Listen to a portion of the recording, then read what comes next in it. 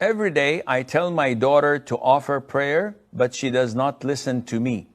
I tell her to offer prayer and make dua, but she ignores me. What should I do? How do I make her offer prayers?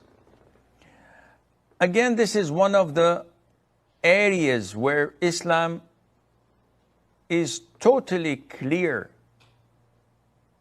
on the stance of it.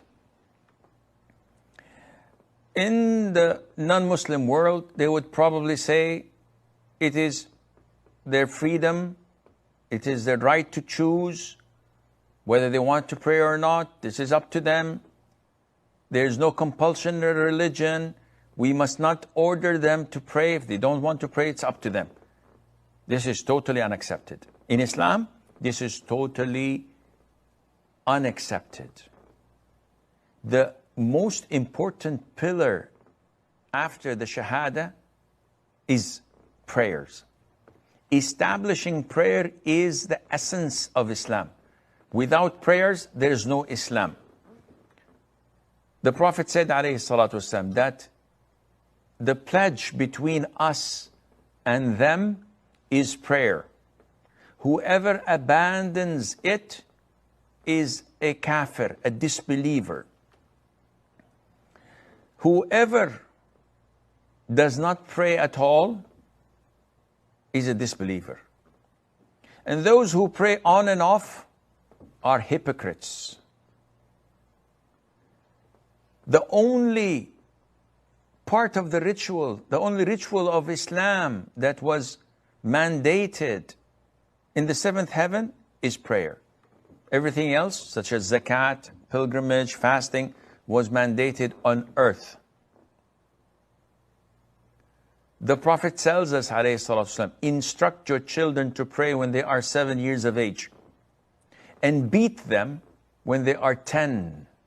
Meaning if from 7 till 10, there's no physical punishment. But if they reach the age of 10 and still they refuse to pray, we must beat them. I don't know how old your daughter is, but definitely if she is like 15 or 17, this is not the age of beating anymore. However, you must not compromise. You must not give in or surrender to her negligence. You have to draw the line. You want to save her from hellfire. Even if you force her, it's your duty. Even if she doesn't want to, it's your duty. Imagine, to those Westerners and disbelievers who claim that people have the right to choose. Imagine if you see someone in America wanting to commit suicide. Would we say he has a right to choose? It's his free will? Of course not. This is a crime. And if he were to be caught, he would be taken to prison for trying to kill himself. Euthanasia is a crime in most countries, which is killing yourself due to the pain that is intolerable. So you get the help and the assistance of a doctor to euthanize you. Merciful killing, they call it. It's a crime. So when a child says, I don't want to pray, we have to reprimand. When a man or a woman says, I don't want to pray, this is a betrayal of the religion. And this is grand treason to the community. And we have to correct this. Even by force, it has to be corrected. So you have to look into your daughter's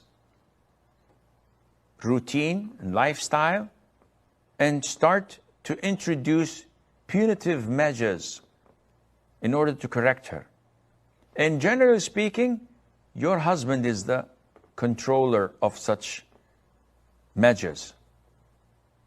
He's the man of the house. He has to force his daughter. or we will have to take punitive measures.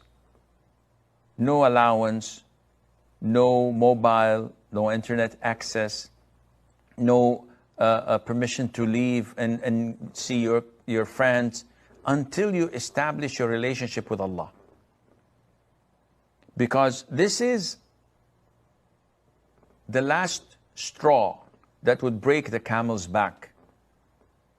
The Prophet ﷺ said that between a man and kufr and blasphemy is prayer.